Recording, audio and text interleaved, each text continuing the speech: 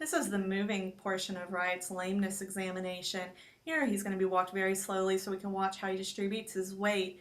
You're going to notice as he comes back that his head doesn't line up with his hips. He walks at a bit of an angle. This is to distribute his weight off of the limbs that are the most painful. It's something that's somewhat subtle, but something you can look for in your own dog. Riot's moving at a faster clip here, and you can see a bit more of his lameness. He holds his left hip higher than his right hip to take weight off of it and let weight settle more onto the right leg. He's more painful, in other words, than the left side. You can see his head bob in the front, and that's something you can look for with your dog. Their heads should hold normally steady as they go, but here his head bobs down on his right front leg, which tells me that he's more painful in his left front leg. You can also see here as he's jogging backwards, he's got a bit of a hitch in his giddy up. If you notice, it looks like your dog is skipping. This is an abnormal motion.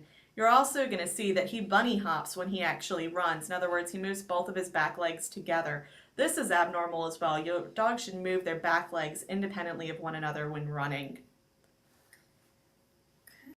Here we're moving right in a figure-8 pattern. What this does is it forces him to shift his weight onto various limbs with less time to compensate. As he goes around the curves, you notice that he slows down to shift his weight to a more comfortable position as he's forced to use those legs that are more painful.